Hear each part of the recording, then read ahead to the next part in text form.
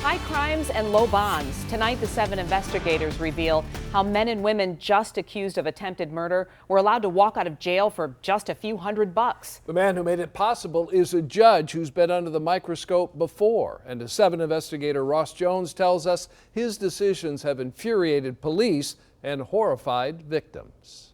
It was like people scattered, running. I'm hit. My grandson was upstairs. He said, "Get down, get down, get down." 17 people were shot in Detroit last weekend. 3 of them died. It appears the suspect is targeting women in their early 50s. All while police hunted down a suspected serial rapist and killer. The violence we've been experiencing in the city of Detroit has been heartbreaking. And in the midst of all of it, one Detroit judge said police and victims made our city less safe. When accused criminals in Detroit are arraigned on the weekends, it happens here at 34th District Court in Romulus, where Judge Dalton Roberson is assigned. At these weekend hearings, no one from the prosecutor's office is there due to understaffing. It's where Donald Smith was arraigned this month. At this home on Seabolt in Detroit, he's accused of getting into a fight with a 20-year-old man over his daughter. According to prosecutors, Smith chased him up the stairs, pointed a gun at his head, and then shot him in the neck. With 2 felony convictions in his past, Smith was charged with assault with intent to murder and a whole host of other charges that run a full page long. This month, Roberson set his bond at $5,000, 10%, meaning Smith only had to pay $500 before walking out of jail. Simply ridiculous. I mean, what message are we sending to people who engage in violent predatory crime? The message is, it's not that serious. There's Jeffrey Sims. According to prosecutors at this gas station on Fenkell, he approached his victim, shoved him into the back of his car, and beat him in the head with a baseball bat. Charged with assault with intent to murder and unlawful imprisonment, Roberson let him walk out of jail too after posting $500. And there's Giovanna Williams. According to police and prosecutors, she came to this home on Rosemont and set it on fire, all while 3 women were inside.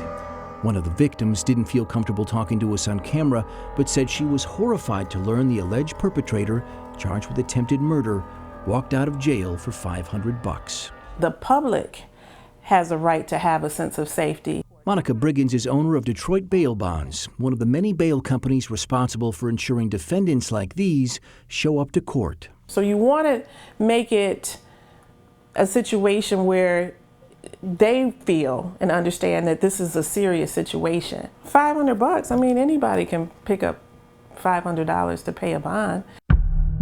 Back in December, Judge Roberson gave this man a low bond too, Nathan Payne.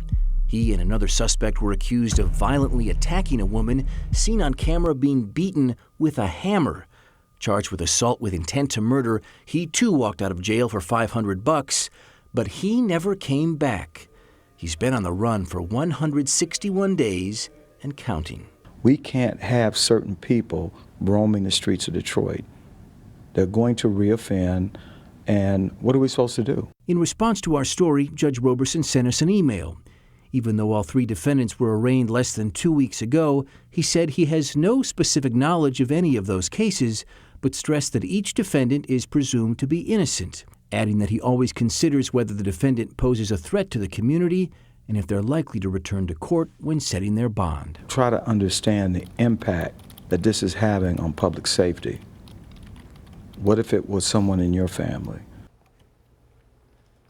Well, it's not just police and victims that were upset over these bonds Roberson handed out. Prosecutor Kim Worthy isn't pleased either. Yesterday, her office convinced one judge to raise the bond of Giovanna Williams, the woman accused of setting someone's house on fire, from $5,000, 10%, to $25,000, and required she wear a GPS tether. At a hearing later this month, they'll ask another judge to raise the bond of Donald Smith, who's accused of shooting a man in the neck.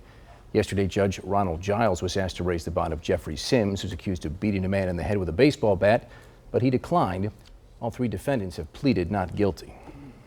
Thinking we haven't heard the last of this. I suspect you're right. Yeah, and you wonder why, so we'll have to get down to Indeed. that. Well, these happen on the weekend. There's no prosecutor there. There are fewer eyes watching, and so these kinds of things happen. All right, Ross, thank you. Thank you. All right. Tomorrow at 6, we're going to take you to a unique diner in the Motor City. The owner using a variety of community resources to make her neighborhood strong. The inspirational story you'll see in our 7 in Your Neighborhood Friday series with Alan Campbell on Action News at 6.